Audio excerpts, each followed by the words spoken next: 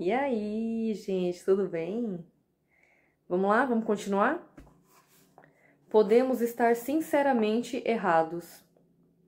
Os homens humildes são muito afortunados. Mateus, capítulo 5, versículo 5. Às vezes, confiamos muito no que pensamos, por isso nos dá uma falsa sensação de segurança. Podemos sinceramente acreditar que algo é verdade, mas ainda assim estar completamente errados. Jesus nos avisou que não devemos confundir a sinceridade com a verdade. Quando acreditamos em alguma coisa, estamos convencidos de que ela é a verdade. Jesus ensinou que devemos ser humildes com relação ao que pensamos saber, porque só poderemos conhecer a verdade a partir da nossa perspectiva pessoal. Quando eu estava na faculdade, um grupo de cristãos da contracultura costumava fazer pregações nos pontos mais frequentados do campus. Um deles pregava a mensagem de Jesus com veemência. Eu ficava impressionado com a sinceridade e o poder da sua convicção. Tive certeza, depois de ouvi-lo durante meses, de que ele devia ter conseguido converter muitas pessoas. Certo dia perguntei-lhe: então, quantas pessoas você conseguiu atrair para Cristo com os seus discursos? Para minha surpresa, a resposta foi: na verdade, nenhuma. Isso não me importa. É a nossa missão. Ele tinha a firme convicção de estar fazendo a coisa certa. O resultado não era tão importante quanto a sinceridade a qual ele executava a tarefa. Nunca duvidei da sua autenticidade, mas questionei se o simples fato de ser sincero fazia com que estivesse certo. Na verdade, eu conhecia dezenas de alunos da faculdade que ficavam irritados com os sermões e se afastavam daquele Deus sobre o qual ele estava pregando, porque não queriam aproximar-se de alguém que parecia não lhes dar importância. Esse pregador ignorava uma importante verdade que Jesus exercitava: ser ao mesmo tempo fortemente convicto e bastante flexível requer uma grande força de caráter. As pessoas maduras conseguem ser corajosas o suficiente para se comprometer com a verdade, permanecendo abertas à possibilidade de estarem erradas com relação à maneira como a percebem. É assim que o conhecimento e a humildade se relacionam. Jesus disse: os homens humildes são muito afortunados, porque a pessoa rígida é a que mais sofre com a sua rigidez. Ele sabia que pretender ser o dono da verdade pode ter efeitos profundamente negativos, porque apesar das nossas boas intenções, podemos estar sinceramente errados. Princípio espiritual: não confundam a sinceridade com a verdade. Vocês podem estar sinceramente errados. Vou dar continuidade a mais um, tá? Pequenininho. Não condene o que você não entende.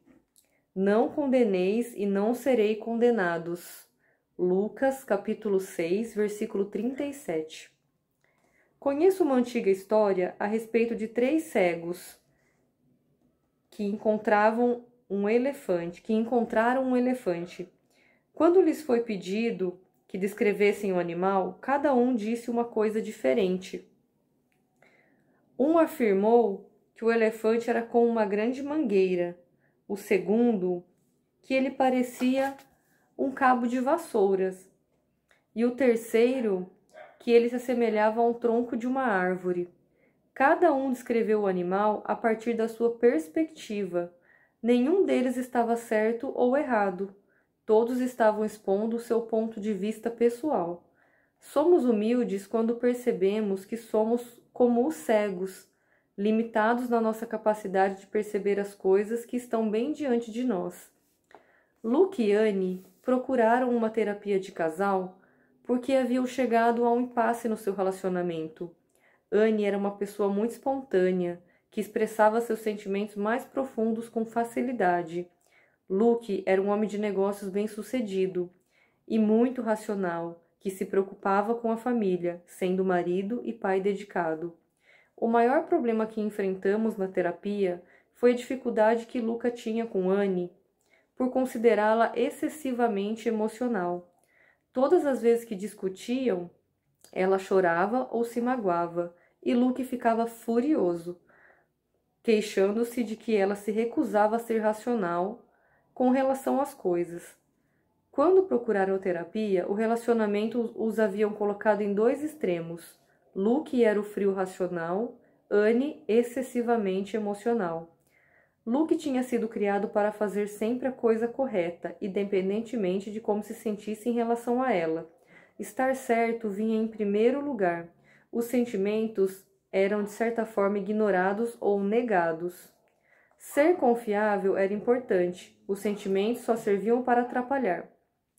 Como Anne expressava seus sentimentos com muita facilidade, Luke frequentemente ficava confuso, chegava a temer os sentimentos de Anne, porque não sabia como ajudá-la.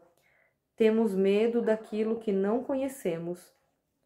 Oh não, lá vai você de novo, queixava-se ele sempre que ela expressava como se sentia em relação às coisas. As emoções intensas assustavam Luke e por isso ele criticava as pessoas que as demonstravam. Não dou a mínima com relação a como você se sente a respeito do assunto. Vá simplesmente em frente, dizia ele.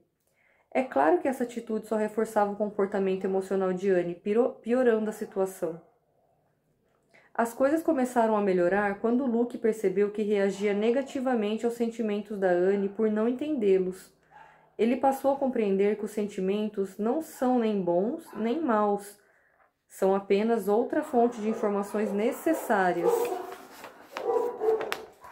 para que o casamento dê certo. Talvez Luke pudesse se beneficiar tentando entender como Anne se sentia.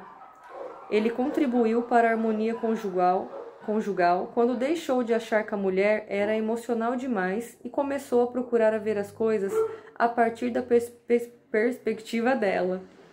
A atitude dele ajudou a Anne a parar de se condenar por ter reações emocionais muito intensas diante das coisas.